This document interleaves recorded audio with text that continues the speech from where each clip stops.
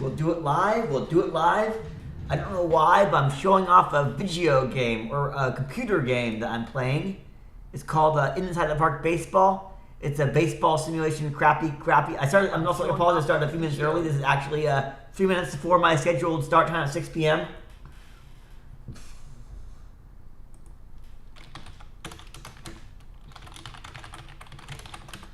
Anyway, it's a little bit early. It says one waiting, but technically it started. So you can see this is a crappy baseball game. I would say it's like a decent game, but if you don't like both baseball games and role-playing games, you're not a fan. I'll show you what some of the flaws. Like, look at this. Look at this stuff. It's like a crappy version. It's like an attempt at make a hybrid of sports and RPG, which can work. It's okay. So I'm a pitcher, right? My character's a pitcher. I have these baseball books for pitchers. And they also have all these bats I can't buy because I don't have the stats for them. It only works for hitters. So pitchers only have the use of the fielding, the shoes, and the books. A bunch of books you can buy. So when you're a pitcher, you don't have much to get. You can't use bats. The bats are too good. Like, you don't have the stats or bats or batting gloves. So all you do is do pitching pretty much. You do pitching books and stuff. And my character is pretty good. Stats are okay. Like, I'm a starting pitcher, a really good record. My team is supporting me with run. My ERA is almost 4, but I have a really good record. So I don't know if I'm getting good run support or I go deep in every game. I can show you I can look at the stats here. My pitcher has through 123 pitches in his last game.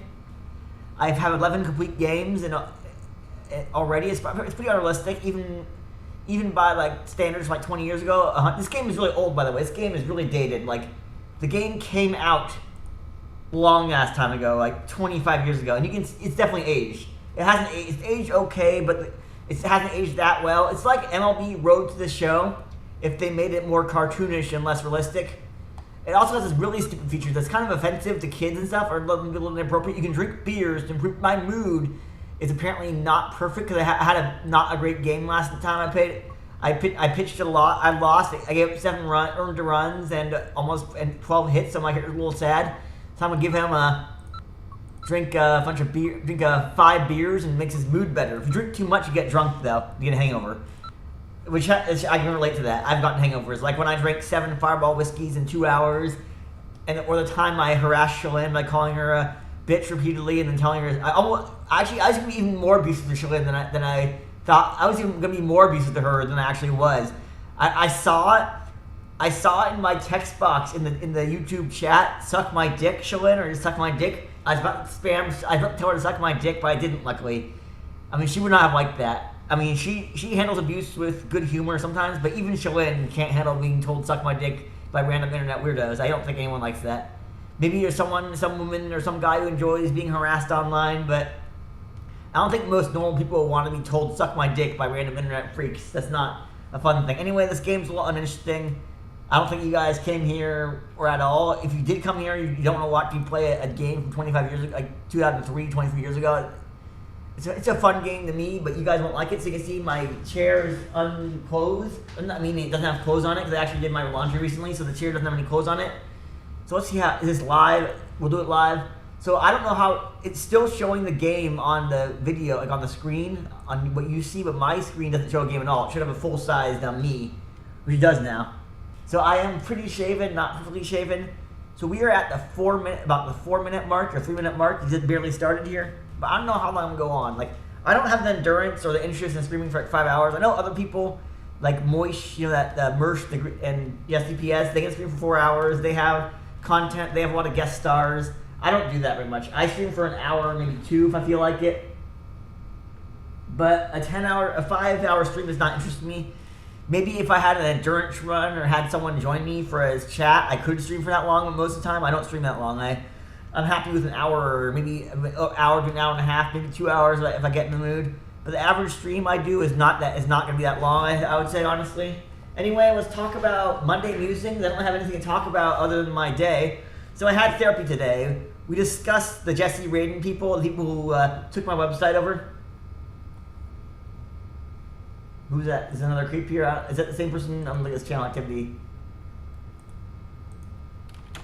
I assume you just changed your screen names at jesseraiden.com. So I'm expecting a website change. Let's see if it hasn't changed in the last few days. So hello, creepsteak. Of course, I'm creepy too. I'm a pretty creepy douchebag, so I can't call someone else creepy without, because it takes one to know one in that case. I can be really creepy. I've done some creepy things in the past. I don't know why these people decided to take their name over. I guess they decided to get back at me for perceived slights, or I think maybe it was because I reported content on YouTube. I reported their content on X, and finally, for like the first time ever, X actually actioned the report and gave them a penalty of some sort. And they didn't like that. They knew it was me, so they gave me a punishment of some sort. I don't really understand why. I guess maybe because I react to it, but I get a lot of people going after me on X. It's all just like maybe 5 accounts that constantly target me. They claim to be targeting racists or Satanists or people or bad people, but their entire content, or at least 85% of it, maybe at the very least 2/3 of it, 3/4 of it, is about me. In the case of some of them, it's all about me. Other ones might occasionally respond to other people. And note, JC, it is live. It is currently 6:02 p.m. on my time zone, and 9:03 p.m. on your time zone. Why does this go off? It's it's not quite on the full screen there. There's a little bit of black on the edges. It is live, and I can prove it to you. I can do the thump. I can do whatever you want me to do with someone. If I choose, I can also join. I see. No, you're not online on Discord though. JC, Jared, not Jared, and definitely not Pro Jared. Pro Jared's a creep. I don't know how bad he is. I know he's done some really creepy things though. Like I know has a really bad internet reputation of like begging underage boys for nude pics, and I guess it's even if it was underage girls, just as bad. But he was like had some nudity ring with like teenage boys and at least teenage boys who's getting nudes of them and harassing them. Play the bass. Well, I can try to play the bass, but I can't. You won't hear anything because there's no actual sound. I'm gonna play you can see the notes I play.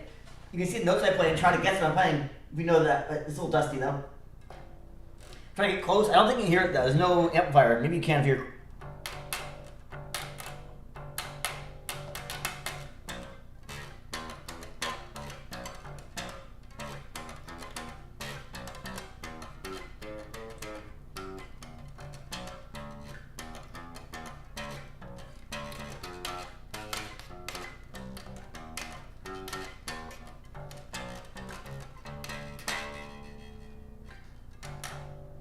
That's a little song. That's a standard 50s rock song, you know?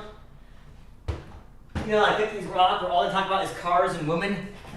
The whole song is like car. You can't see every note I'm playing because some of the camera's a little off angle, so you only see like the little higher notes I'm playing. I think you're missing the first, like the end of the bass, like the lower end of the notes, like the F, like a low G, and that I was playing. That you can't see that one. You can only see like the higher notes. So I played the bass. I did not. Thanks for not asking a shirtless video. I wasn't really interested in that. I can show something. I did shave my stomach for no reason with my new hairy shaver. My stomach's a little bit less hairy than the rest of me. I actually shaved the stomach area. I don't know why. I just got bored and shaved my stomach with a shaver. That's pretty stupid. That's pretty weird. Yeah, I don't know what else is going on. I played the bass. We got people watching. I don't know where everyone came from, but it happened. You guys came from whatever. Anyway, Jared, I trust you. I'm going to make you a moderator. So you can, you're a regular moderator from now. And I promise I won't make Shalyn a mod again. I know one time I got drunk on my ass, and then I woke up next morning and Shalyn was a managing moderator. I don't know why I did that. I guess I was horny and wanted to hit on her. I don't really understand why I like her, though. I like redheads, and I like women who are kind of aggressive and mean, and she's both those things, but she's not very attractive, and she's not very interesting. I guess when your last girlfriend was really fat and kind of boring, even a 6 out of 10 like Shalyn is attractive to you. You guys might give Shalyn a 4 at best. I'd say she's like a 6, maybe even a 7. But my last girlfriend was definitely not attractive, even less attractive than Shalyn, or just not attractive. But Shalyn was okay looking. But when you haven't had, I hadn't had a date since 20. It was like I hadn't had a date in like 4 years or 3 years since I started hitting on Shalyn. I've had 2 dates this year, which is like a lot more than before. I don't like Shalyn that much anymore, and I'd like her even less if it turned out she was behind a creepy website. Your website there. I don't know if it's really creepy, but it's just a random website. I'm wondering, either you guys don't know HTML or you're just not putting much effort into it, because all it is, from what I see, is a stock GoDaddy picture, a stock GoDaddy page with a contact form and one line of text you change every few days or every few hours, depending how you feel like it. it would be weirder, or I don't know, maybe I'll give you ideas if you actually put HTML5 versus HTML or CSS, JavaScript, whatever, and actually made a website. But that's not really the style anymore. Most people just do Wix or Weebly or GoDaddy or just like maybe Dreamweaver if they're feeling a little fancy, if they want to spend a little more. I had Dreamweaver once. I used a Dreamweaver, but I did the HTML, but I did edit it honestly a little bit in Dreamweaver.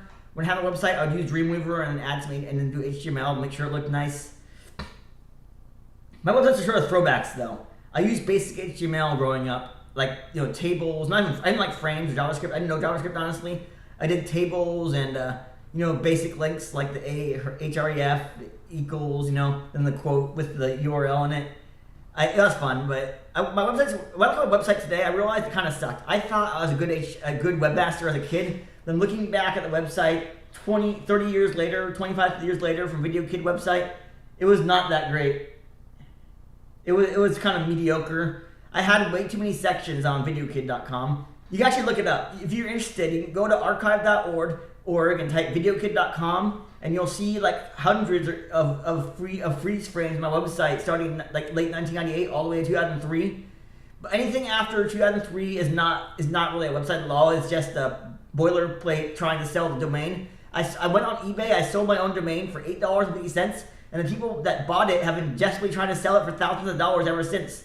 They feel that videokid.com is like an old OG name, and they think someone will buy it for thousands of dollars, and no one's even had any interest at all, other than me maybe. No one's actually bought VideoKid website because they're trying to charge like $4,000, and maybe they could be talked down to $2,000, $3,000 at most, at least. At the most, they might, or I think they won't take anything less than $2,000 or so. Even if I said I'll pay you $1,000 because no one else is ever going to buy it, they wouldn't take that. I think they want someone to buy the domain, and I guess if I negotiated with GoDaddy, I could take back VideoKid, but I don't have any interest in owning a domain anymore. Because I don't have much to say that can't be said online other places. I used to run like 4 domain names. I had better jobs and I had the money to buy domains. So I'd have these stupid domains where I just put in whatever I wanted. It was okay, I guess. I had Manic Baseball for making baseball analysis. I still have that somewhere. I used SPSS and Stata for like social science programs to analyze baseball stats. It got a little complicated. The output was simple, but what I had to put into the Stata program, how do you pronounce that? I guess stat has statistics. Stata was a little complicated. I had to use this thing called negative. I don't know if it's kind of nerdy or stats for you guys. You guys don't care about. I'd use something called negative binomial regression. Yeah, because negative binomial regression was based, you had like these numbers that went up to infinite numbers. It wasn't like a set standard from like 1 to 10, and these numbers go as high as possible. So you had to use more complicated regression. You couldn't use basic linear regressions or whatever analysis. You had to use an extra complicated or slightly complicated. I don't think I'd do it without looking up how to do it right at this point. I haven't used it in like a decade or even a little more. But it was a specific analysis for certain kinds of numbers and data points and that I used to analyze baseball stats. Like I figured out being faster and striking out. The more you strike out, the less you got in double plays. So a player I remember was mediocre, scrappy, replacing an old player called Jeff Keppinger. He was kind of crappy. He hit a lot, but he never struck out, but he never walked either. So basically, he was always grounding out in double plays more often than the average player. He wasn't that great. He was a shitty Giant. He was a shitty White Sox player too. All he really did was take at-bats away from Connor Gillespie, who was a lot better than Keppinger. So I'm going to go nerd out on 23 White Sox. I think it was 2013 White Sox. And look at the stats. And then rant about Jeff Keppinger not being that good. You guys have, and thank you, Sober as a Judge. I am back to my normal-ish self. Not that normal, but normal-ish. So I'm digging into White Sox stats here. I don't know if you guys don't care, but Jeff Keppinger as a White Sox was so bad. He was so much worse than the average player that he.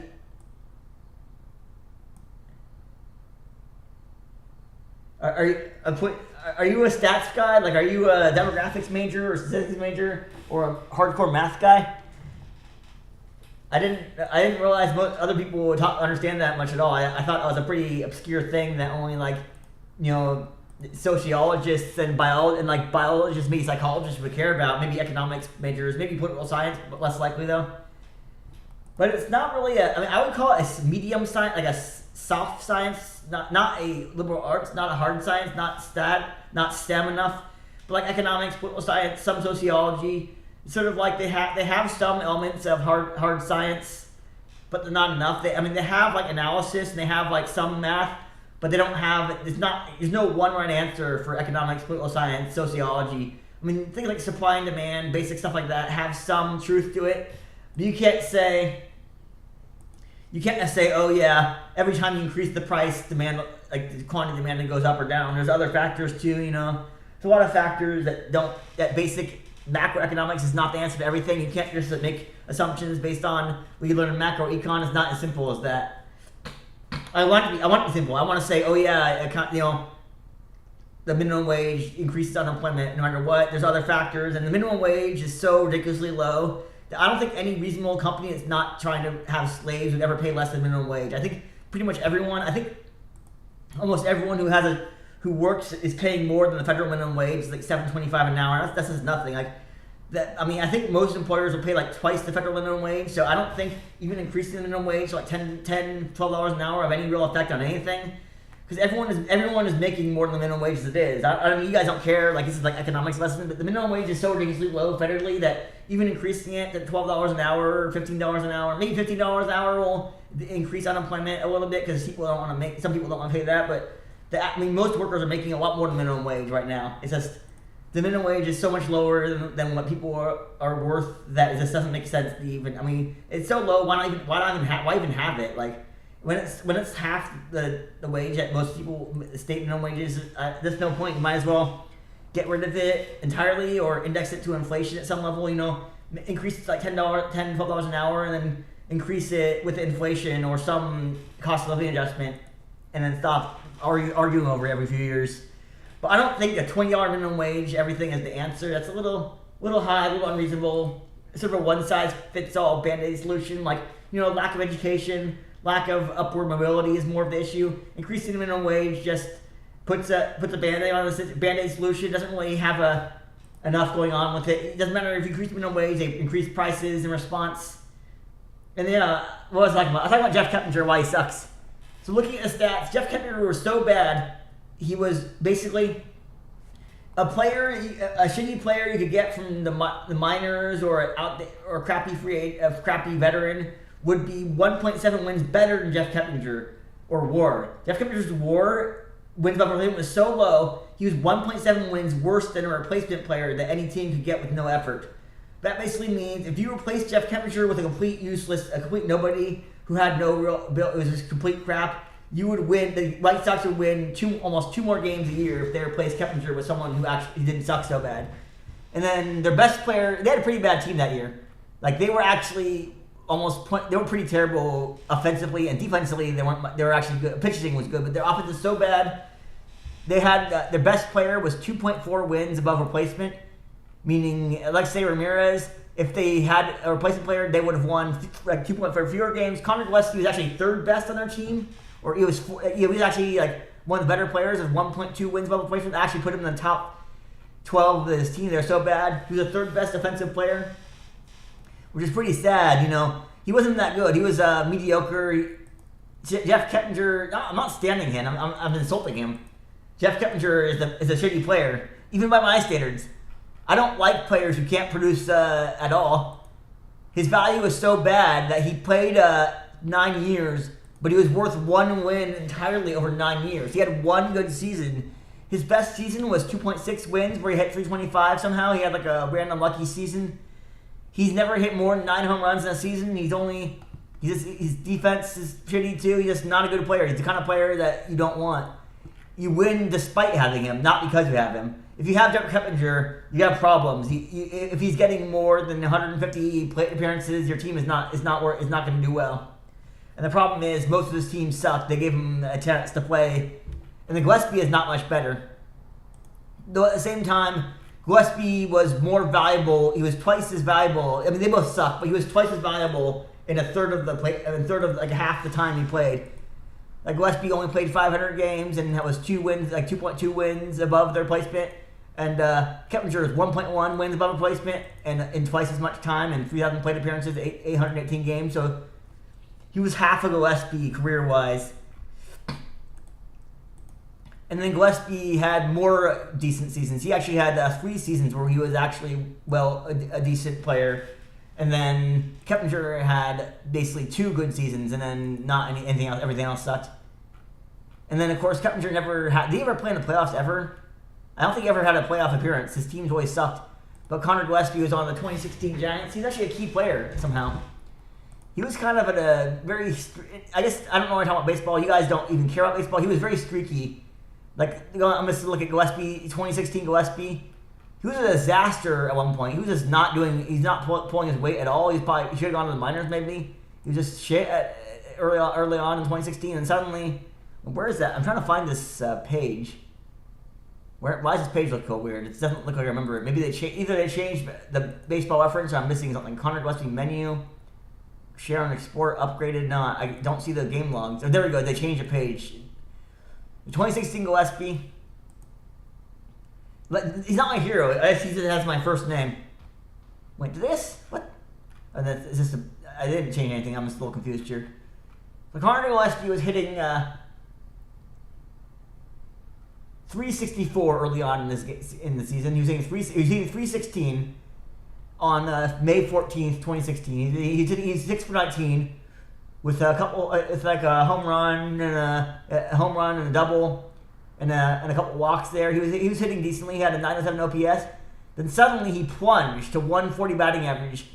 He had he was an 0 for 24 at one point. He went 0 for 24 in over an 18 game period. Over his next 18 games, he was 0 for 24. He was stuck, and his batting average dropped from 316 to 140.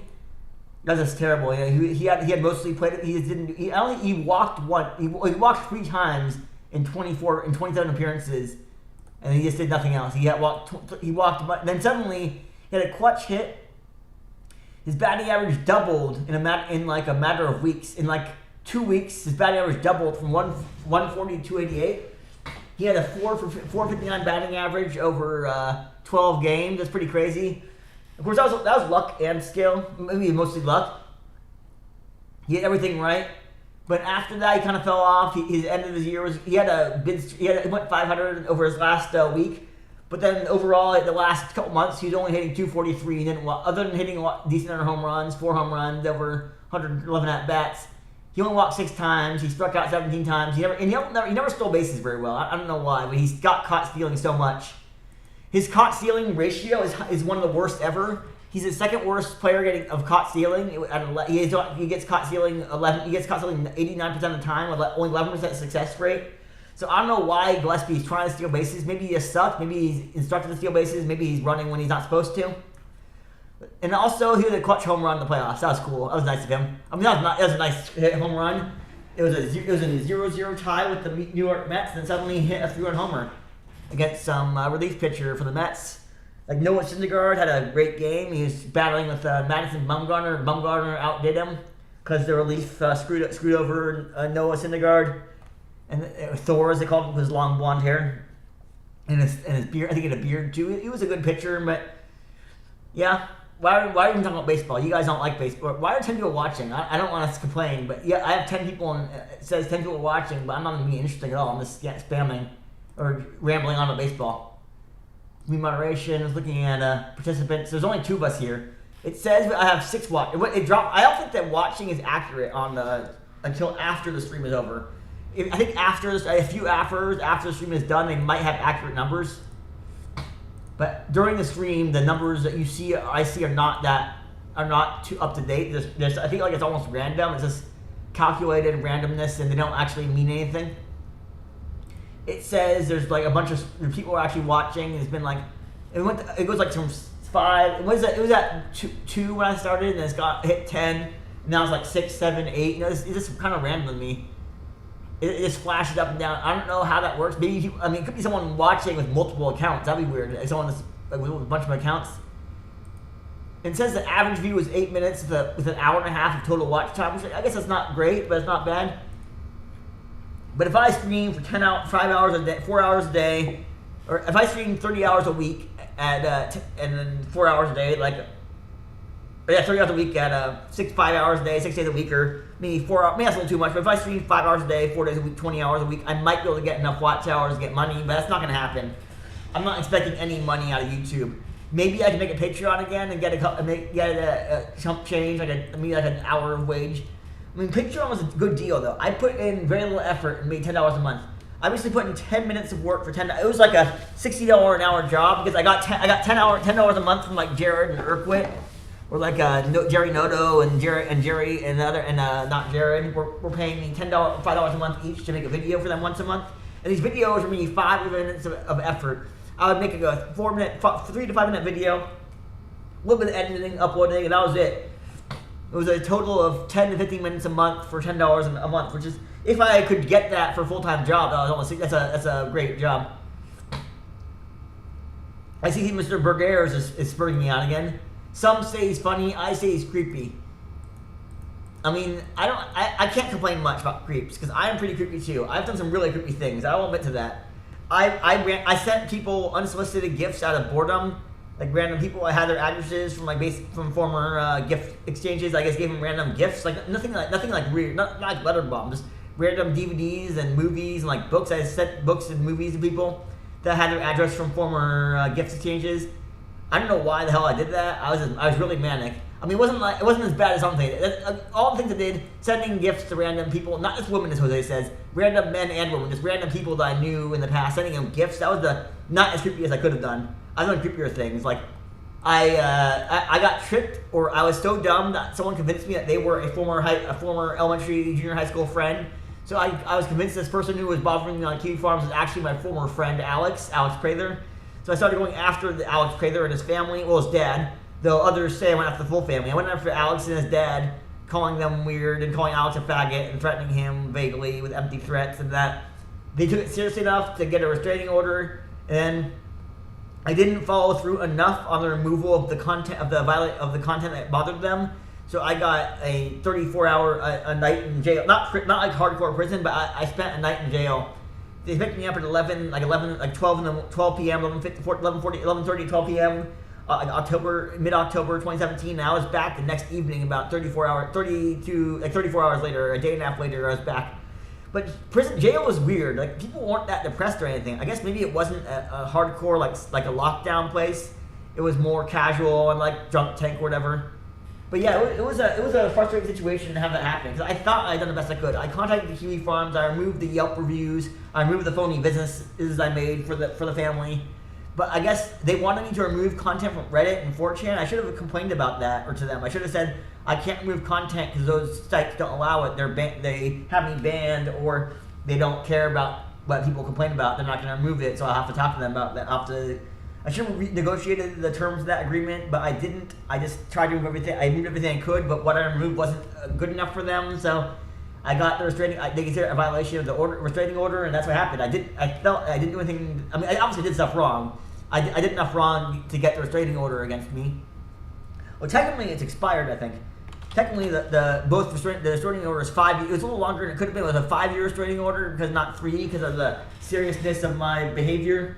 5-year restraining order against Alex and his family, which ended in 2022, July 2022. So I guess if I talked to them and apologized, that would not be a violation of anything. But I don't think I want to talk to them again. I don't think they would take kindly to being contacted by the guy who went after them. Even though it's been 9 years, I don't think they're very forgiving people. I mean, I don't want to say they should forgive me, because I did some bad stuff to them. I was pretty toxic. Well, toxic is an overused word. It's worse than toxic. I was aggressive toward them, not like actually going out after them with guns or anything, but I was aggressive and I was misbehaving at best. Not misbehaving like a child, like Veruca Salt or Mike TV or whatever the characters from. I was not misbehaving like a Willy Wonka character, like one of the Willy Wonka bad kids. So yeah, I was misbehaving like violating restraining orders and stuff. That's a lot worse than demanding a golden goose or whatever. The thing, I'm gonna go off on a tangent again, unrelated to anything we talked about, but I feel that Willy Wonka was a corrupt creep who should have gotten caught and maybe punished from what he did. He was, the first 2 kids were like stupid. Like the first fat kid was drinking the dirty chocolate water he fell in. Second girl wouldn't listen to anyone and started eating gum. But the third kid was kind of whiny and a little, very spoiled. That's Veruca Salt. But the last two, Charlie and Mike, they were better than the other ones. Like, I guess I don't know if that's actually true, but all the wiki, Charlie and Chocolate Factory analysis say Mike and Charlie got along better than the other kids. Like Mike was nicer to Charlie, the other kids are kind of mean to each other, but Charlie and Mike were nicer than everyone. And I felt bad for Mike TV because back then I related to the Mike TV character in the original movie and stuff because he was always told stop mumbling and stuff when he called Wonka out on this bullshit. And I related to that because I was always told to talk slower and stuff. I could relate to him. And he was kind of stupid though. I mean, he did jump on the TV. But also, I guess his punishment was less severe. He got stretched out like taffy and he became a basketball star or a high school basketball player, which I guess maybe he did better. He got let off easier than the other kids because his crime wasn't as severe. Watching TV all day. Watch TV is not as bad as being spoiled and demanding everything goes your way or not listening to instructions. But yeah. Also, all the kids made mistakes or were bad. Like even Charlie did. Like he drank fizzy water and almost killed himself and his grandpa because they drank the water and started going up in the air. Of course, no one really cares about those movies. I used to dislike Johnny Depp's version when it came out. I was not a fan of Johnny Depp. I'll admit that's my fault because I was jealous that every woman liked him. Everyone liked him, even if they liked his acting. I was not a fan of Johnny Depp. Obviously, Amber Heard is worse, but I was not a fan of Johnny Depp in my teens and 20s. Everyone liked him. I was jealous of that. Because being a mediocre-looking white guy with grandma lines and a shaggy face, that's not appealing, and a kind of a dad bod with too much hair. With too much hair on the body, my facial hair and the head hair is about the same. I don't know if I'll go bald. My dad is maybe barely going bald. I think he's going slightly bald. My dad hasn't gone bald. My grandpa didn't really go bald. My uncle was going bald. My dad never went bald, so I don't know how that works. Maybe I won't go bald either. My hair's a little thinner than it was. Like the Dracula, like the old Dracula. I have the reverse Dracula, like the Dracula. I think Mayor Pete has this going on. You have the little widow's peak. I have an opposite of the widow's peak. I have this little extra hair right here, bangs or whatever, which is it's okay, I guess. I don't know. I mean, I have hair. Everyone has hair. Well, not everyone has hair. Maddox, I think Maddox got hair again or something. I don't know if it was a prank or a Photoshop. I saw an advertisement for hair transplants from Utah showing Maddox, hairy Maddox again. Maybe it was a prank. Maybe it was some Photoshop joke. But someone posted it on the Maddox Reddit and then said Maddox is back on has hairy again. I think that's a joke though. It might have been a prank of some sort.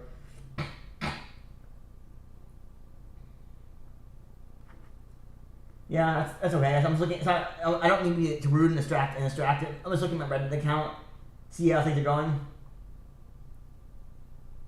I don't know why is your voice so deep compared to mine?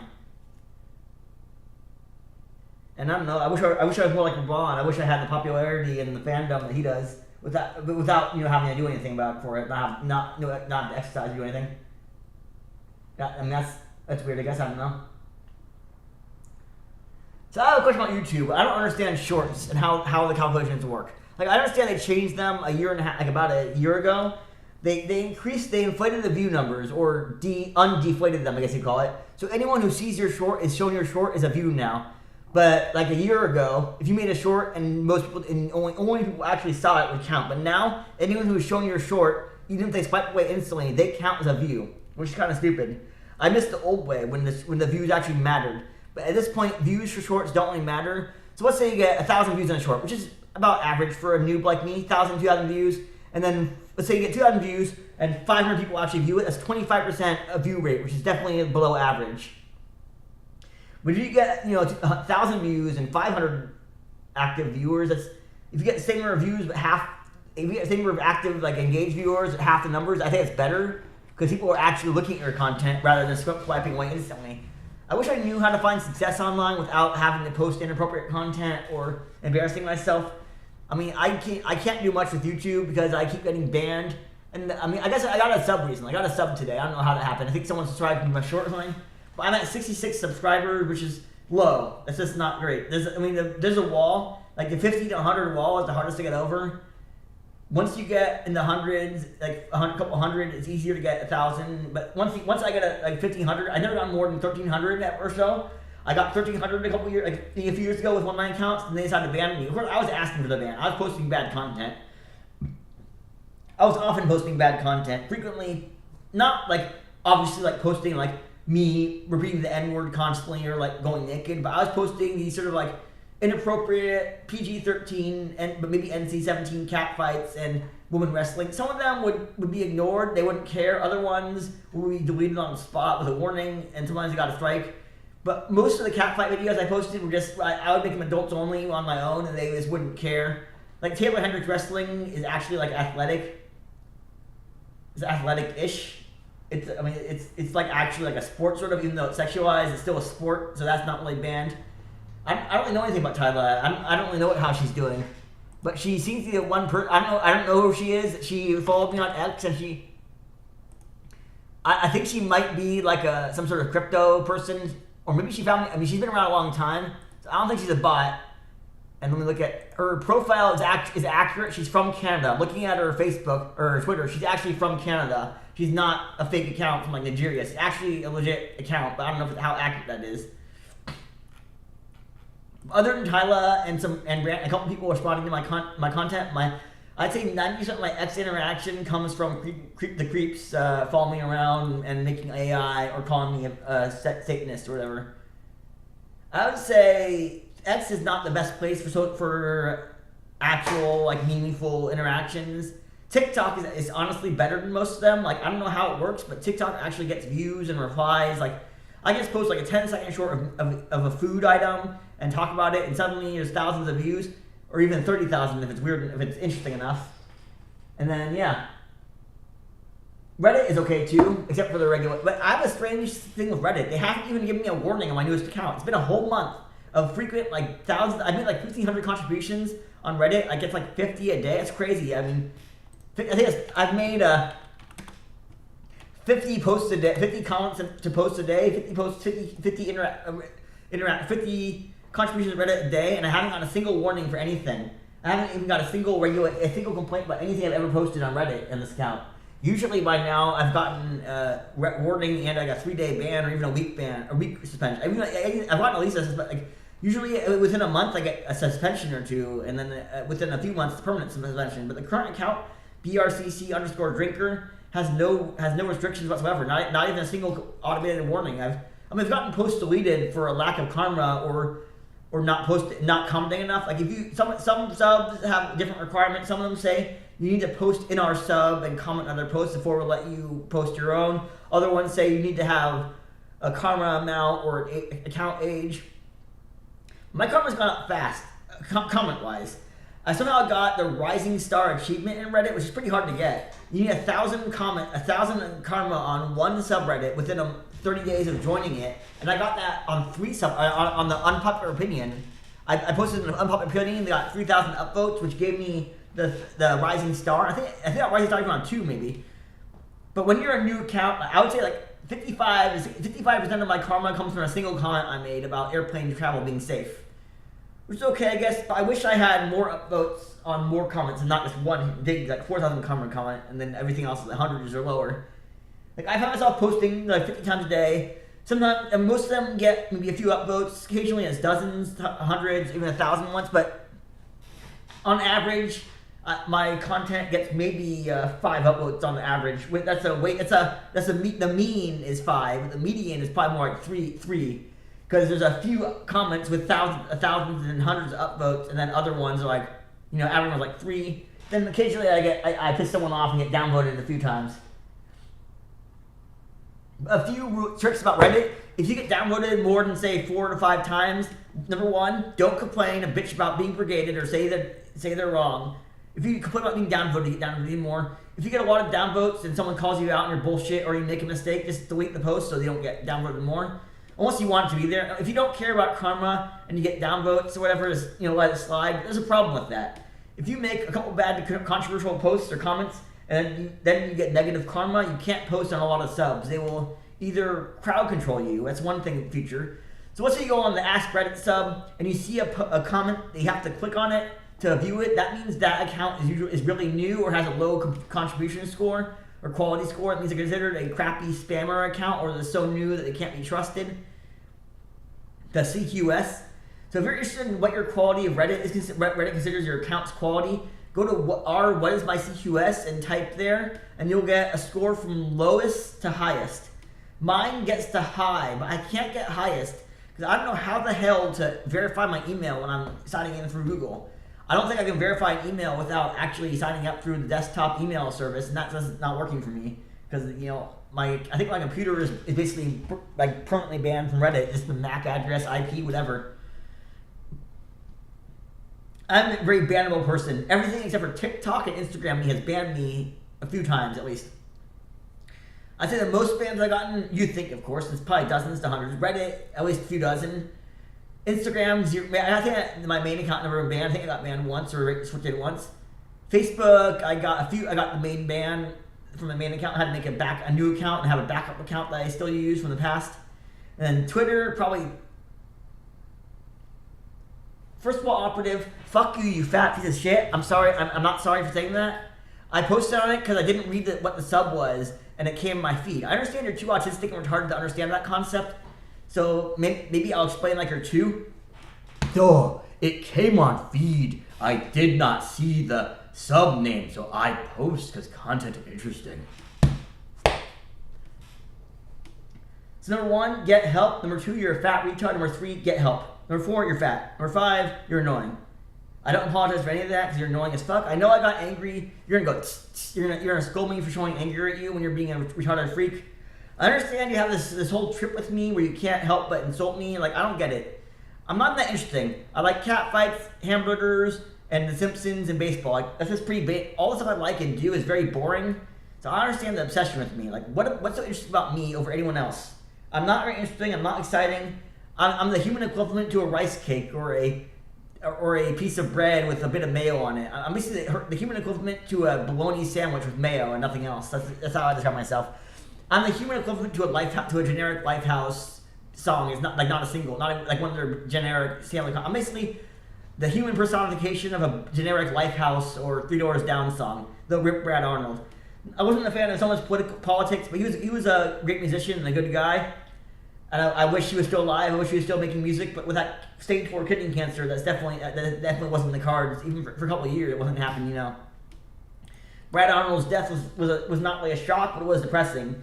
But when you have stage 4 kidney cancer in your mid 40s, that's not a good prognosis. Your life is not. You're not going to be living to 90.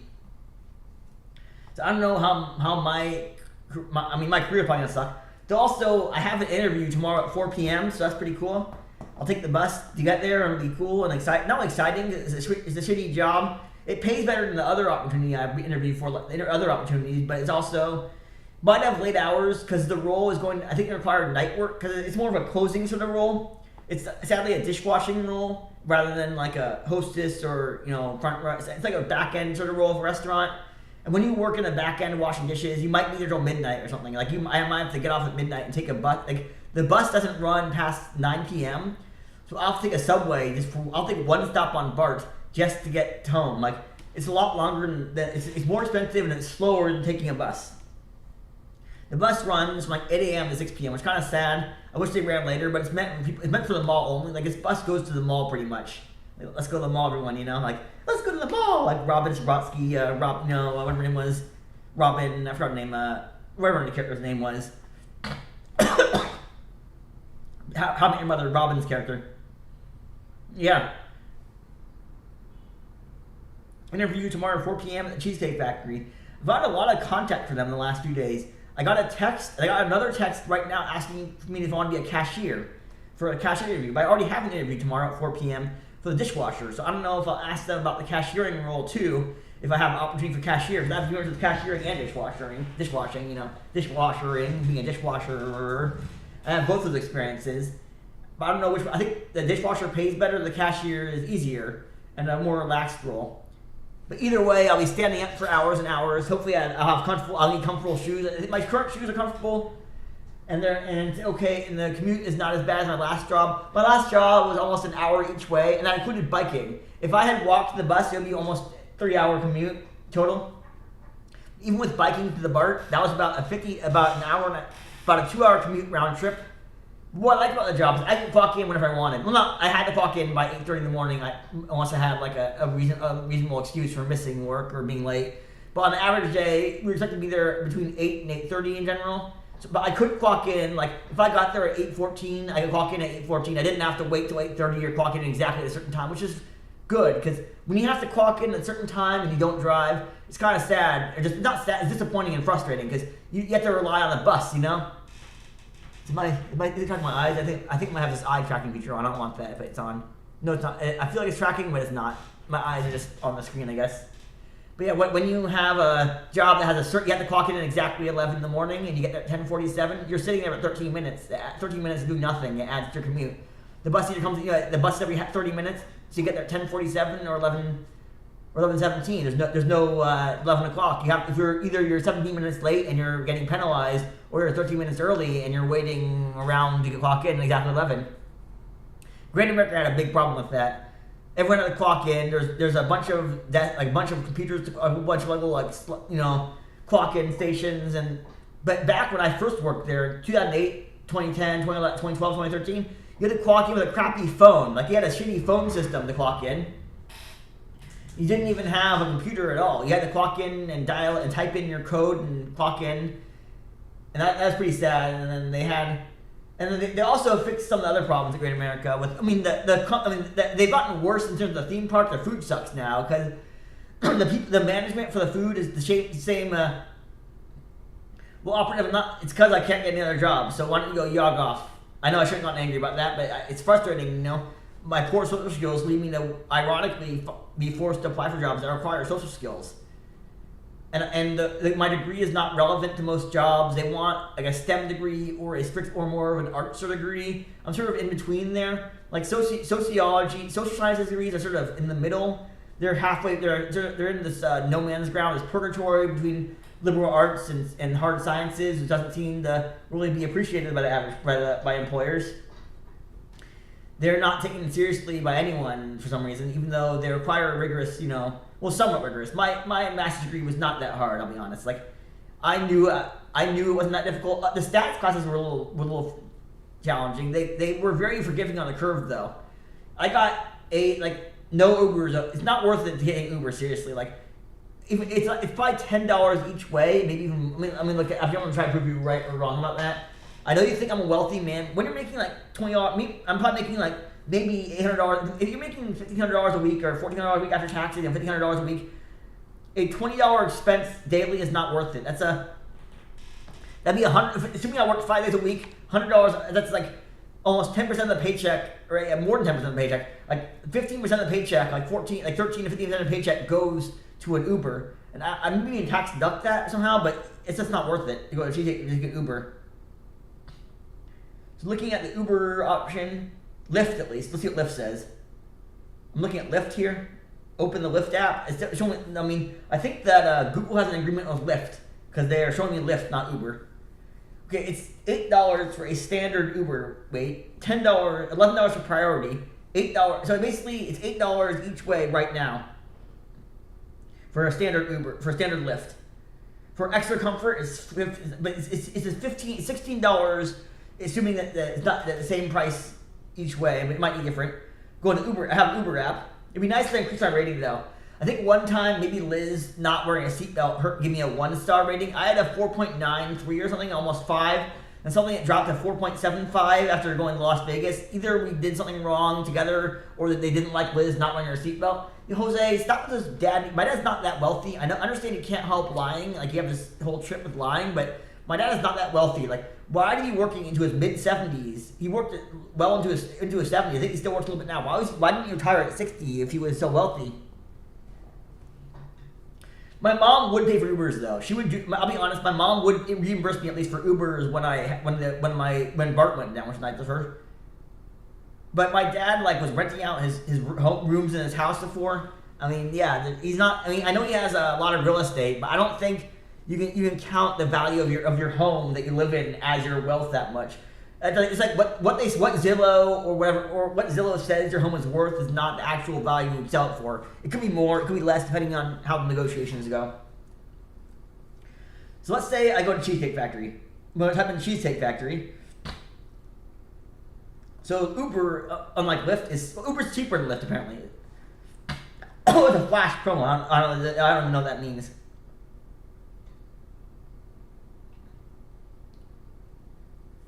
Uber is about $7.50 is $7 right now with what we call flash promo. I don't know what that means. Oh, it's a limited time value price protection. It's limited time value. I don't know what that means. I don't know if that actually matters. So let's say I'm gonna say later. I'm gonna try to reserve an Uber. See what it says. See, I'm gonna try to look at G. Let me see if I can figure out flash pricing. So let's say I'll probably work in the afternoon or morning. Maybe afternoon is cheaper. Maybe it's busy hours right now. So let me say it picked up at let's say I work at 3 o'clock. So I picked up 3:30. So I picked up at 3 o'clock, 3 o'clock or 3:03 or whatever on tomorrow, Tuesday. Next, they are offering $13. That's terrible. It is $13 one way for Uber for a reservation for a standard Uber. The standard Uber X Uber is $13 each way at least at a certain time. About $10 now. So Lyft is a little better, I guess. I haven't used Lyft as much, but Uber is expensive. It's like an hour of pay before taxes. Taking Uber each way, taking the Uber both ways is more than an hour of pay for a standard fit job. Maybe it's less than an hour if you have a decent job. But a standard retail or low-end data entry job, taking an Uber is expensive, especially if it's far. I mean, it's not far. That's pretty cool. 98 level. I mean, you agreed to it at 98. I mean, that's nice to do that. That's impressive too. I mean, I guess they sit down and just talk, but even working a job like that takes some challenge. It's somewhat challenging.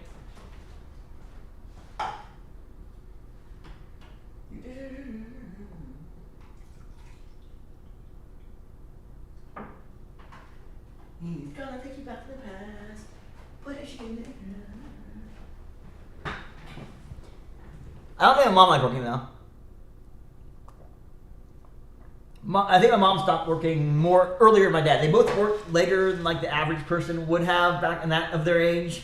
But they were both working at least till 65, maybe even 70. But my mom didn't seem to like her job as much as my dad did. She was not. She didn't get along with people very well. You know, she's not very social. She talks to people and she's social, but she's also angry and weird. So she has issues with some coworkers. But apparently the HR lady that she hated or just despised, that woman got fired at some point. She's pretty happy with that. There's some HR lady, like a standard HR troll, who was always trying to get people in trouble and being annoying. She didn't like that person. That person got fired from that company. My stepdad retired earlier, but he had a more traditional job with a better pension and stuff. Alan, my stepdad, retired younger than my mom did. I think he was retired. He might have been forced retired though. I think he almost got laid off in his 50s, but he got his job back. He didn't lose it, and he was able to stay longer than that. His job was was not really funny, but he worked at like a military sort of industrial. He worked at Lockheed, but he was definitely an anti-war hippie guy overall. It's kind of funny. He was working for that kind of company when he was just an anti-war guy.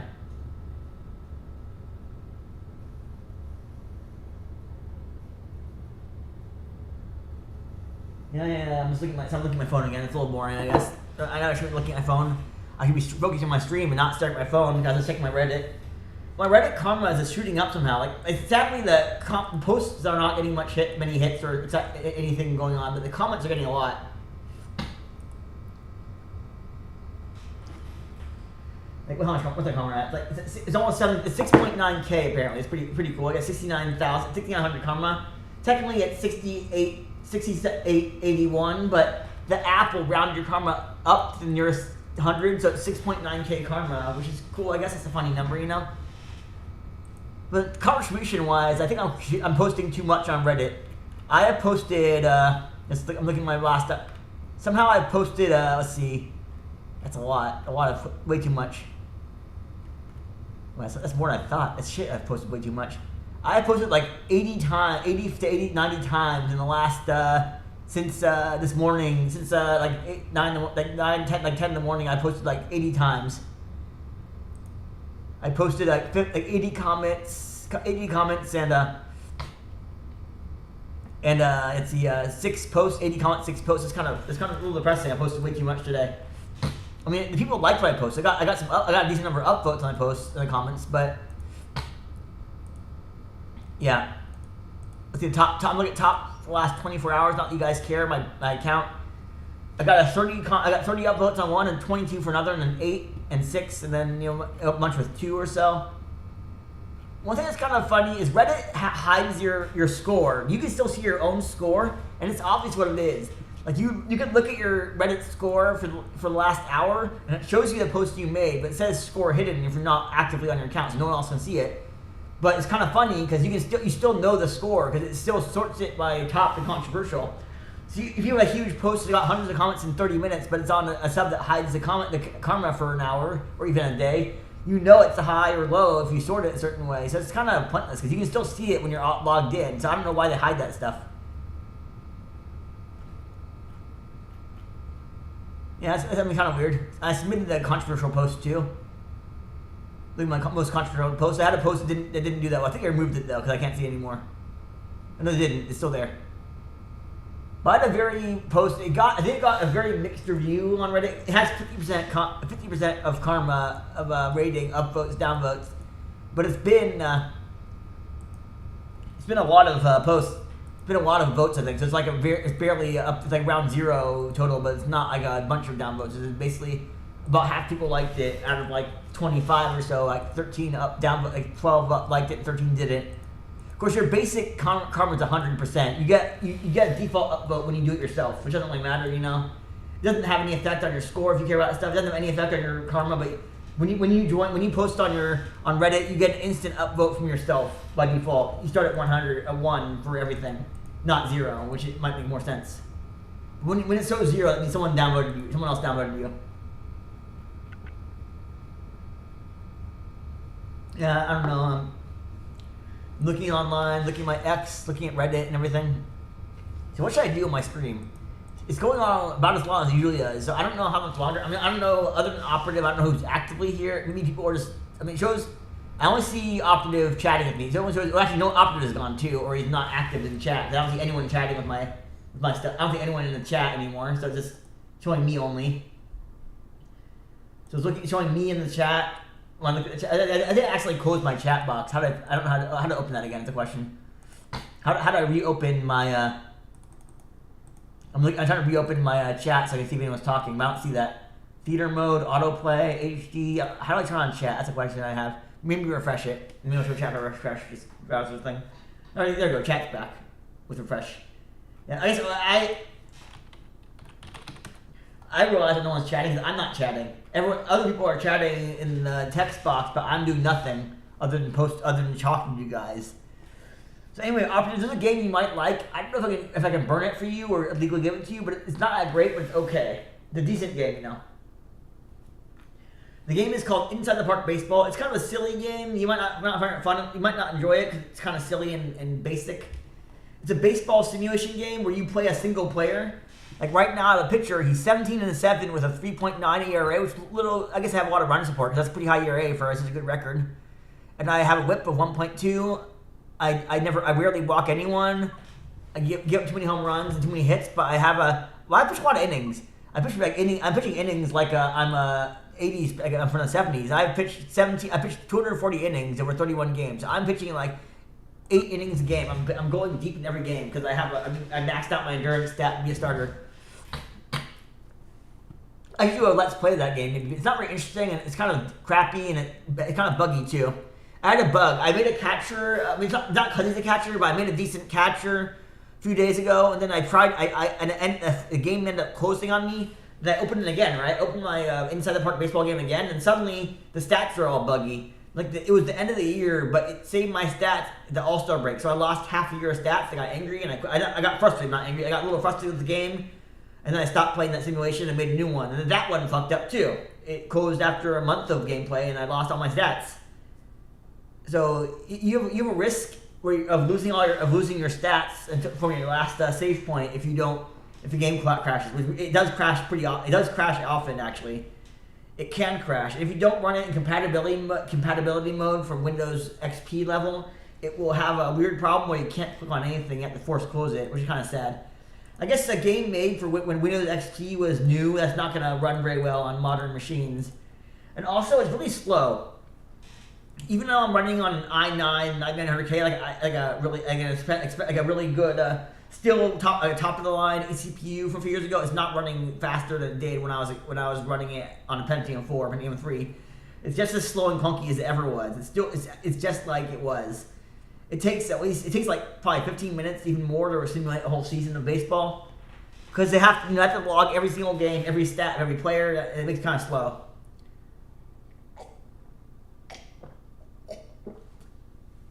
Baseball with Diamond is a 12 years newer. It's 2015 product, and that runs a lot faster still. It actually uses multiple cores and actually is more efficient. And also the stat calculations are a little more accurate, I think. The stats in this game are a little buggy.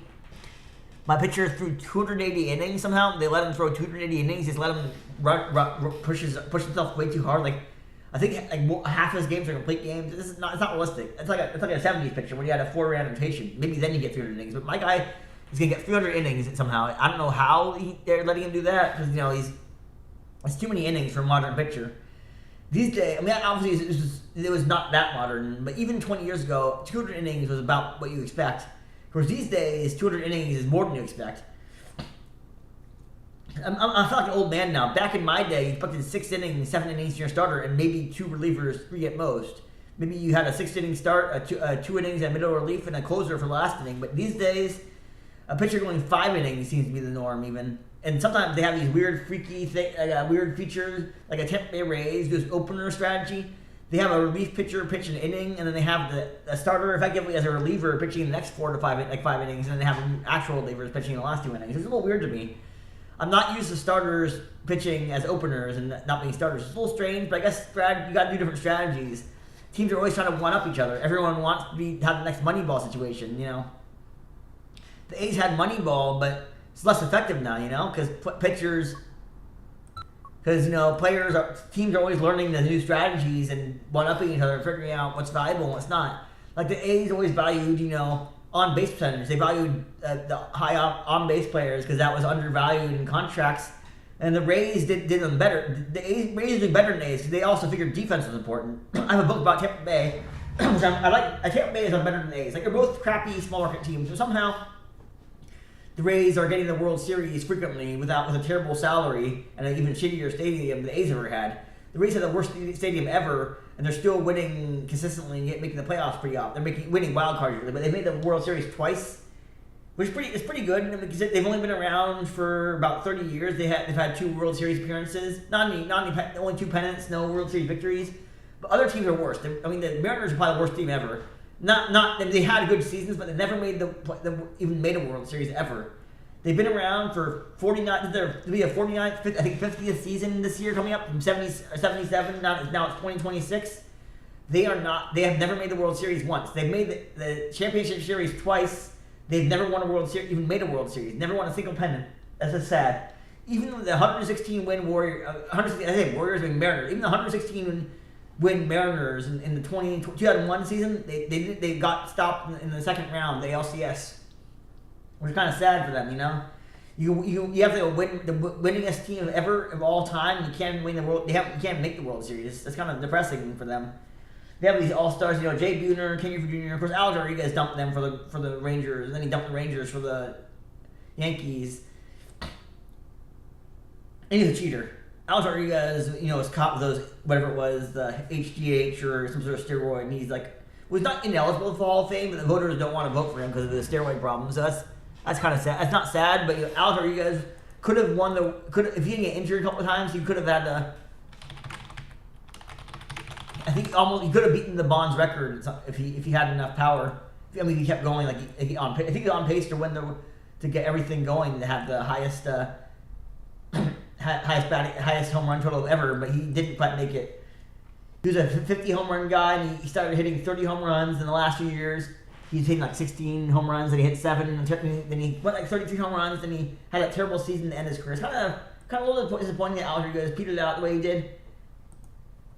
I love baseball, I love stats, but I don't really enjoy when players push themselves to get unimportant, meaningless milestones. Like Craig Biggio was a great player, Hall of Fame, one of the best players ever. But he decided, I guess he decided or his team wanted him. He kept playing. He got 3,000 hits, but his last season, to get those last 150 hits, he was basically a shitty player. He was like a Jeff Temperature level player. He was -2 He was -2 wins above a replacement player in his last season because he really wanted that accolade of 3,000 hits. He was at he had 2,900 hits, and he really wanted that last hit total. I mean, he was not a great player in his last 5 seasons, but he was still productive enough to be valuable enough as a starter. In his last season, he got 3,000 hits, and then he wasn't that good in the last season. He kept pushing himself and going when he wasn't even valuable. Like, he should have retired or had a bench role in a couple of years instead of being a starter when he wasn't even good anymore. That's just what happens. That's what they do, though. That's what players like to do. They like to push him. They like to get meaningless numbers. And I think the worst was Pete Rose. He was good. He wasn't great. He was what they call a compiler, not a C++, not C++, not Python or whatever, not an IDE He was a compiler of meaningless stats, or not meaningless. He got the most hits ever by playing until he was 46 or so, and kept playing when he sucked. Pete Rose didn't have an average. He didn't have a replacement level. His last 4 years, he was terrible, and he kept playing anyway. He was a good player for a while, but then he kept playing. He kept going. From 1980 to 1986, he was worth less than. He had maybe one season where he was actually even adequate, and then he had 4 terrible seasons. He kept pushing himself. He really wanted to take Ty Cobb's hits record. Of course, as a hit leader, he's also the out leader because he gets out. So he got out more. He might say, "Oh, Pete Rose has the most hits ever," but he also has the most games played, most plate appearances, most at bats, and most outs made because he kept pushing. He kept playing forever. I mean, if you're a starter for 24 years consecutively, never a bench player for a single season, you're going to get a bunch of records. He's not the best player ever. He's a great player, obviously, but also he gambled. He was a gambler, so isn't he eligible for the Hall of Fame again? I think they made him eligible again. I'm not sure what happened, but I think they made him eligible finally, but I don't know if that actually happened. He's not on the ballot anymore. He wasn't on the Hall of Fame ballot. He just, he got a few votes of people who protested the ineligible thing, and then he petered out, kind of.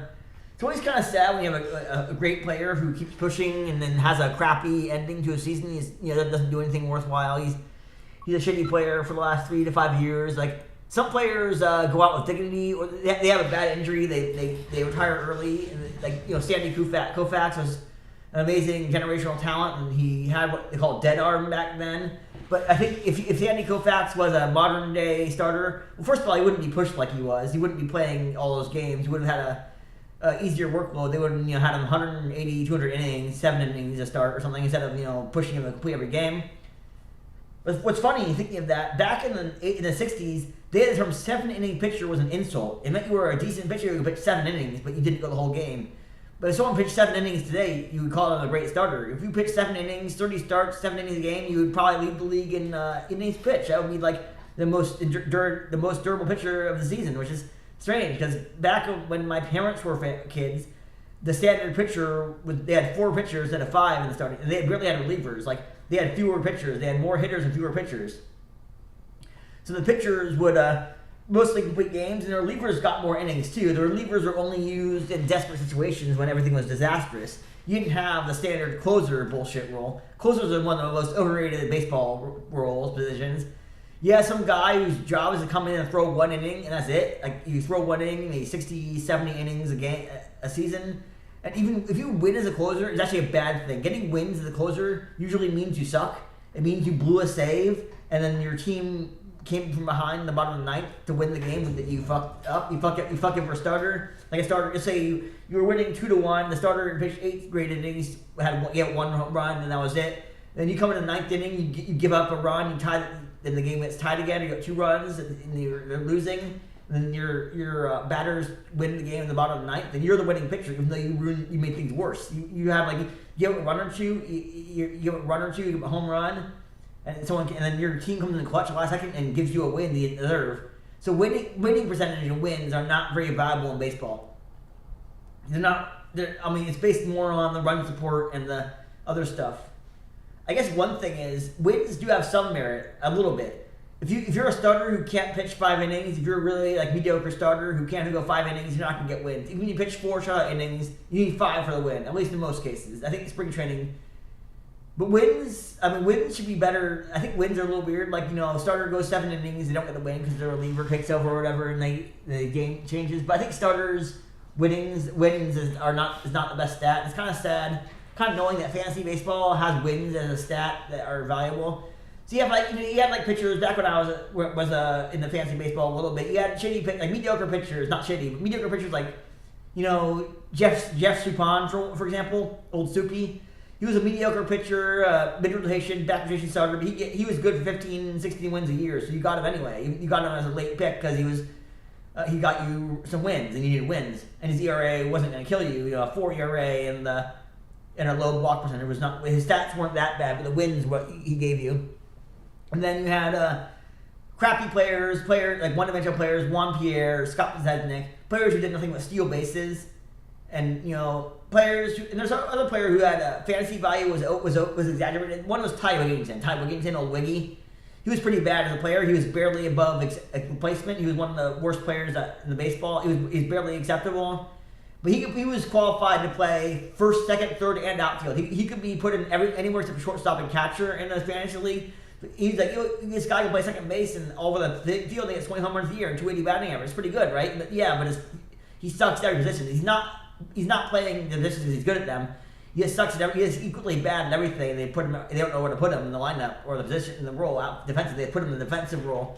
And I guess he might as well be a designated hitter. He's not very good. Anyway, I don't know. Baseball's fun. Mark DeRosa was a good player. He's a little underrated. I like Mark DeRosa. Thinking of Mark DeRosa, I thought DeRosa was going to be a better pick than Aubrey Huff, the annoying douchebag. I don't know if Huff was always a conservative windbag, a douchebag, a clown, but he became one in the 2010s. But maybe 2016 he became an asshole. But was he always that way, or was he a goofball back then and not that bad? Because Aubrey Huff was a good player for the Giants one season, then he became a disaster. He was one of our worst contracts. He was a very astute signing by the Giants in 2010, our first season in the baseball. In the 2010 World Series, he played a key role in the World Series in the regular season. And suddenly, we decided to sign him for a few years, and he became one of our worst contracts ever. He was known as 4-3 Huff, or as I called him. I think they called him 4-3 Huff. He would have a second, first ground out, or maybe 6-4-3 for a double play. He was always grounding out to second constantly. He was just not worth playing after his big year in 2010. He was a good player, not great. And also, he was an asshole who became a right-wing nut. A lot of players are kind of douchebags. I think baseball is a very conservative sport. I mean, it's mostly white, and it's very conservative baseball players. Like, you have like Kurt Schilling, Tommy John, Aubrey Huff, all these right-wing players, and they're more right-wing than other sports. I think other sports are more liberal because they're more minorities, black people, Mexicans, or Hispanics, blacks, and Asians playing other sports. But baseball is very white. It's one of the most white. I mean, it's not as white as like America overall is more white than any sport. I think like America's like 80 to 85% white or something. Maybe it's less now because of immigration and white people having fewer babies. But America is a very white country, and even people who might not be called white in the past, they identify as white. This is unrelated to anything I've talked about today. But when I was working for the HR support doing vaccines, a lot of Hispanics would mark yourself as Hispanic and also white. A lot of them would just mark Hispanic and nothing else. But the majority of the people who chose Hispanic would also choose to be white, or they would identify as white and Hispanic at the same time, because they consider themselves a white person. I guess they consider they're from Spain, partially Spanish, or they're partly Spanish, but they was considered white, even though they're not being considered white by some people. They would mark themselves as white on demographic forms that they filled out, or they would just mark Hispanic and nothing else because they consider that race. So I don't really understand all that stuff. I feel like race is outdated. I mean, the whole concept we have now is a little outdated, a little convoluted.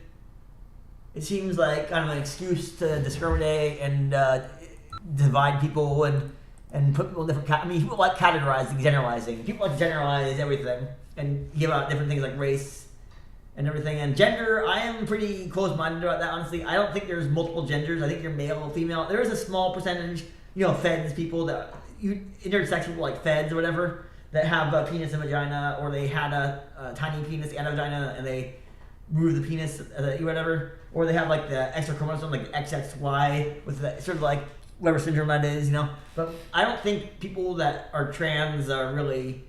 It's like they have issues. They shouldn't be getting surgery for that. I don't want to be the most judgmental asshole. I know it's gonna piss off people sometimes because a lot of people are don't agree with me on that. I know it's a very divisive issue these days. What's strange is like when I take these political surveys, they added the transgender issue to the gay marriage issue, but they didn't change the text, the explanation of the actual issues. There's a site I used. It's called ontheissues.org. They added the transgender portion to the gay marriage issue question. The actual detailed text is only about gay marriage. Don't anything about trans.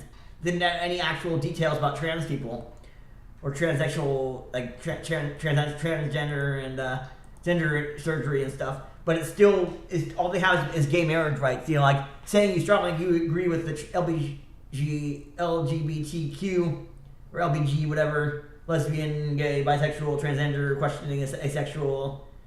Those people, or that group, like the gay rights thing is the question. It adds trans to that situation, but the actual text in the details of the questions are all about gay marriage only. Like strongly agree on the gay rights thing is support gay marriage, and then the agree is civil unions, and then there's like disagree, and then strongly disagree and stuff. I support gay marriage myself, but I'm a little uncomfortable with the gender transition surgery stuff. I'm definitely not the most open-minded person when it comes to that. I'm a weird kid, I guess, because my voice is a little high for a male, not high enough to be a woman. But there's like voice training that trans people like to use. They have like these apps to see what their voice is, and they have like like 220, like the middle A or below middle C, like ooh, it's like around trans, like around the woman, like the woman singing is a little higher than talking. I think the notes people can sing are higher than their vocal range. Like the words what I speak when I'm talking is a little bit lower than what I usually can sing. I can sing pretty high. I don't really want to right now. I've already gotten some threatening texts from random numbers from the local area code saying they heard me fairly screaming. So I don't want to sing that B5 scream singing and get the police coming. If I sang above like a C5, D5, ooh, above that note, I'd have to scream really loudly and probably get in trouble. I'm already a pretty loud guy. I don't really whisper or shout. I mean, I do shout. I'm not a good whisper guy. Like even if I whisper, it's just like a slightly lower talking rate. My voice is I'm too loud and I don't whisper very well. I don't think my whole family does. Like my dad can't really whisper either. My dad and grandpa both suffer from Homer Simpson whisper syndrome, where Homer's loud whispers. I think he's talking to you. That's like sort of how my grandpa and dad whispered back in the day. So I think I got that from them. They don't whisper very quietly. Like when they whisper, it's more like talking, like an average person talking. My friend Chetan the Cretin, or Chet-Seaton the Cretin, as they might call him inaccurately, it's pronounced Chetan, but Chetan has a very quiet voice. His talking is like an average normal person whispering. It's very quiet and hard to hear. He's like a Strong Bad character. He sounds like Strong Bad. If Strong Bad was trying to whisper, it sounded like Chetan, I think. That's pretty accurate for Chetan. He's very Strong Badulant. And he smells bad. He's Strong Bad and he smells bad. He also smells bad. He's Strong Bad and he smells bad, I would say. He's odorous C. Odorous, I don't know if odorous is the word. But he was a stinky kid. I don't smell that great either. I'm not a daily shower person. I take maybe 4 showers a week. I think about a shower every other day, which is not enough maybe, but I think it's better. I'm also getting hungry. Maybe I'll eat some dinner. I might actually microwave something and go off stream and eat later or something. I'm getting hungry. I don't have much. I have some food, but I don't have enough food maybe. I have yogurt. I have a couple of frozen dinners that are refrigerated dinners that are only good for like 3 more days. They're not frozen. They're fresh-ish. Like they're not in the frozen section. They're not going to last that long. And they're salmon too. They're refrigerated salmon dishes like noodles and broccoli or whatever. Those are not going to last more than 2 to 3 more days. They expire on the 18th. I think one of them does. I'll have to eat them within the next couple days. I got them so I wouldn't have to go out and spend a lot of money on fast food or whatever. And also not really a money issue, but more rain to avoid rain. Because I have to go out in the rain now. If I wanted to go out, it'd be very rainy. I mean, I think it's not raining now. But I also have a problem with the weather machine. I'm not cleaning it out enough, so the weather is not accurate. I mean, like the detection is accurate. It's showing a low temperature. It's showing temperature pressure and the accurate reading of the of the temperature, but the rain catching is not accurate compared to other people with the same rain gauges that I have. They're cleaning them out properly, or maybe the wind is not hit. Maybe the rain isn't correctly hitting my apartment because there's a wind because it's kind of isolated with the poop deck. You know, as I pooped in there a couple of years ago, a year and a half ago. That's pretty sad. That was really weird. Like I got really mad at it because Jesse PS and boat told me Candace died and I fell for it. That was pretty sad. And then I locked myself in the apartment and pooping around. It's one of the worst things I've done. Well, not the worst thing, like a terrible. That's the most embarrassing, stupidest thing I've ever done. Not the worst, like most talking thing I've done, but it's the worst thing I've done and like a bad thing to do.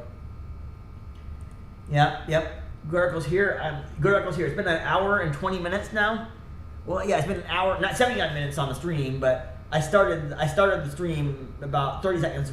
My OBS says it's been an hour and 20 minutes, but the other one, the YouTube itself says it's just hit 80 minutes now. I just hit that time now because I started the YouTube stream. I started the stream recording about 30 seconds to a minute before I actually hit live. I don't have automatic live. I have to press go live right now. Like if I go streaming, I don't have an automatic live button that automatically goes on when I schedule it. I have to manually press go live when I start streaming. Maybe I can fix that, but I also don't want to do that. Like let's say I start a stream and I forget that I'm live and I say some really bad stuff.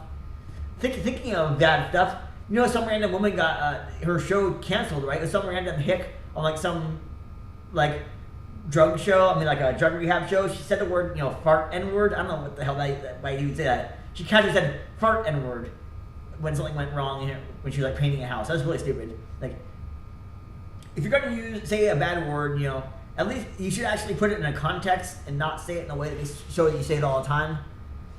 I mean, I guess it's not the worst thing to do. Like, it's worse actually if you directly call someone a racial slur or an ethnic slur. That's worse than using it in like a casual, unrelated way.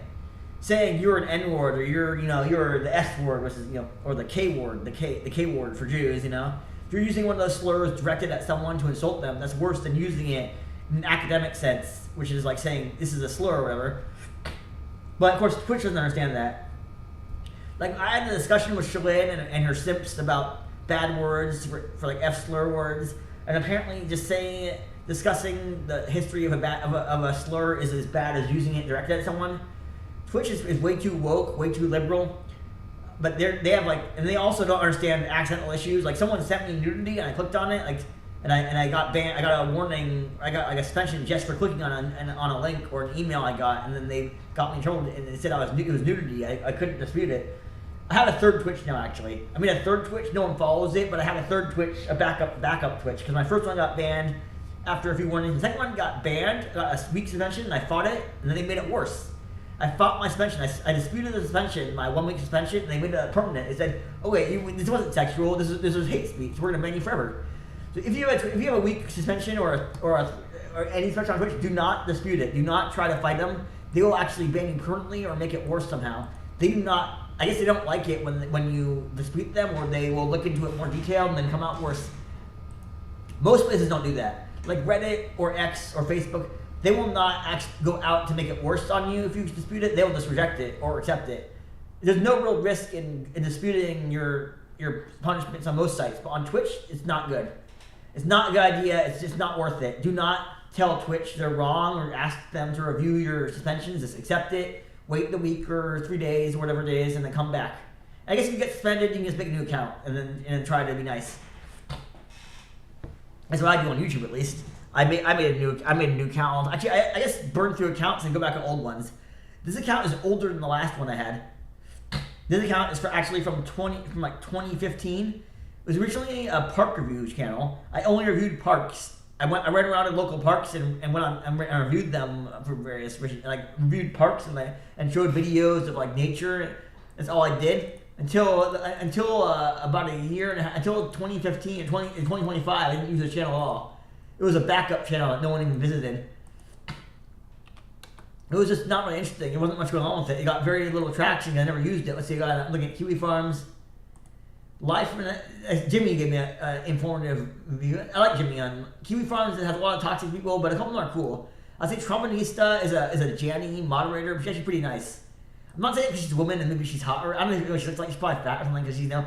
I don't think a woman who mods Kiwi Farms is a woman, or if they are a woman, they're probably not attractive. But apparently Trumpinista is actually a woman, from what I know. I haven't seen pictures, and then Jimmy from NS, live from Nova Scotia. NS, the pretty chill guy. He's one of the nicer Kiwi Farms members. He's one of the cool guys. Not cool guy, like an ironic term, like a 4chan insulting term, but he's actually a cool. He's actually a cool guy. I like Jimmy on Kiwi Farms. I actually like Kiwi Farms. I don't know how, but my reputation flip-flopped to positive. I stopped trying hard to be funny and insulting everyone, and I started posting valid content that got a lot of upvotes and I went like a positive. So I think my score is low but positive now. I think it was like -10, -5, maybe -20, and then suddenly a few upvotes gave me a positive ranking, which is cool. But I wish they had the actual score. They used to have actual scores for you. They used to give you the actual score of your posts, like an actual number from like 0 to however high it gets. But right now it's just a binary negative or positive. When you start off, at 0, which calls it positive, but negative is all. Let's see, and this. It starts at positive, becomes negative if you piss people off, and it returns to positive or starts at positive usually. But you hit negative if you get negative ratings. I kind of like the Kiwi Farms rating system. They have like 15 to 20 reactions. You know, most sites have upvotes and downvotes or likes and retweets and replies. Kiwi Farms has like 15 or more reactions. They have randoms like A-Law, Mad at the Internet, Christian content, just goofy things that make a little sense, like inside jokes. Kind of cool to have that now. Facebook has more now. They have 6, I think. They have like, heart, like, love, care, haha, wow, sad, and angry. Which I don't like. Most of just like things or love things or care things. I don't see many angry posts unless someone pisses someone off. But most people don't. Most people don't react that much. One thing that's kind of weird about Facebook these days, they have these reaction quizzes. Where it's like, they show a picture of like 6 celebrities, like Kate Beckinsale, Jessica Alba, Amy Lee, Taylor Swift. And it has like a reaction option on each one. And then you're supposed to vote on your favorite with the reactions. Which is okay, I guess. It's a little annoying.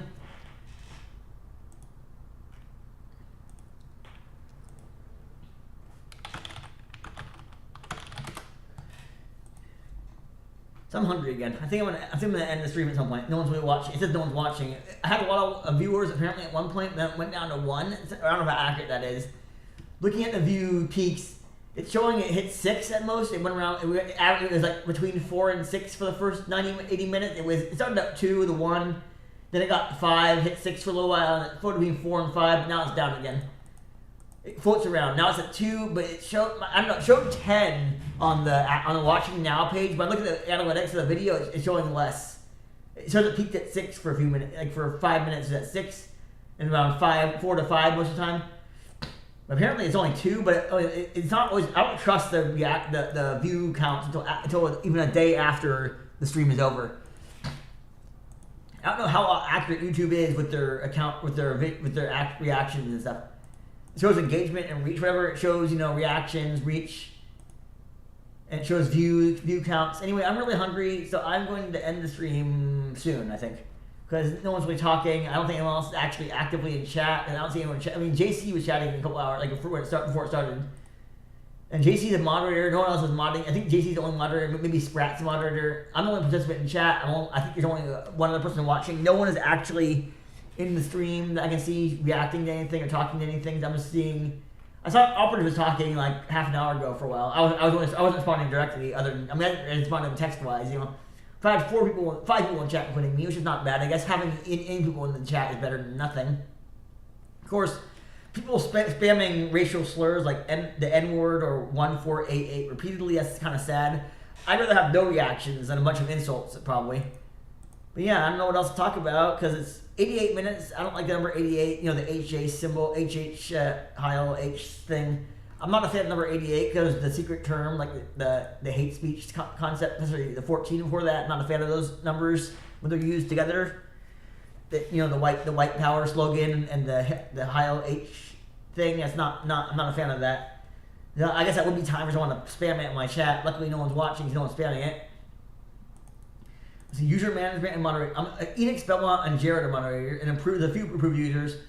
Turkatron is hidden. I'm not unhigh Turkatron. She doesn't deserve that. She's been actually nice to the Turkatron. I have her hidden for some reason. I think she bothered me, so I hid her content. Sorry, Sean. So if Kurtgon was here and she posted, it wouldn't show it because I got mad at her and hid everything she posted for some reason. I got butthurt because she called me out on being a retarded asshole. So I decided not to let her post or not show anyone her views because she was upsetting me because I get butthurt all the time. I'll admit I get butthurt over nothing. You know, I get really angry over the tiniest slights, which is really sad. I get really angry over things that don't matter. That's just really stupid, you know, getting angry over nothing. Getting turned on over random cat fights is also stupid. I don't know why I brought that up. Anyway, I think I'm gonna end it. I'm really hungry. I gotta cook something or just eat something or go eat something, you know. McDonald's, maybe not McDonald's, probably stay here and eat. Maybe go walk though. Walk somewhere, not get food, just walk, because I need to walk more. I've been walking less than you used to. I mean, I think, 3 miles is enough to walk a day. If you're walking 3 miles, 4 miles a day, you don't need to walk 5+ miles a day. Getting 7,000 steps is probably all you really need. But people like to get 10,000, which I think is more than you actually need. And people probably I think people burn more calories than they think they do. I think average, if you walk, if you go 6 miles a day, you're getting 2,500 calories as an average weight guy, and you're only eating 2,000, and you're not trying to lose weight. You're going to lose a pound a week at that. If you burn 2,500, eat 2,000 a day, you're losing a pound a week theoretically. If it's accurate, you will lose a pound a week burning a 500 calorie deficit. That's just how it works, If you're accurately counting calories, you lose a pound a week. It might be a little risky, but I think it's the right amount. If you're losing too much, it's not good. It's not you're sick or you're depriving yourself of food or something. Anyway, I am going to end this. It's been an hour and a half, actually a little long for me, Usually my streams are shorter than this. Usually my streams are at most an hour or maybe a little more, but I actually gone a little longer today. I went an hour and a half. I need to blow my nose. I'm kind of stuffy. Hopefully I have some Kleenex. I do. Well, I'm not going to blow my nose off screen. Nothing in there. Not much in my nose. I feel a little stuffy or something. I feel talking. I have my throat scratchy. My throat's a little scratchy from talking so much. Anyway, I said I would end it, and I haven't. Thank you for watching, if you're actually watching, because I don't see much going on in the channel. It shows, let's see how many hours I got here. It shows about 6 hours of watch time. The average viewer stayed 8 to 19 minutes. That's pretty good. I mean, not as good as an hour watch, but the average person who watched a decent chunk of it. They watched about more than 10% of it. It's 20 minutes of watch time per average user. It's pretty good for a random scrub that's trying to stream, but not as good as it could be. Dedicated to people watching for a long time, but I think 6 views on average is not that great. I floated around 6. It went down about 3 to 4. Now it's a little lower than it was. But yeah, I'm hungry, so I'm gonna eat, and I'm not gonna show you eating because I eat awkwardly and it's kind of embarrassing. But I'm gonna do another stream within a few days. I'm trying to stream a couple times a week.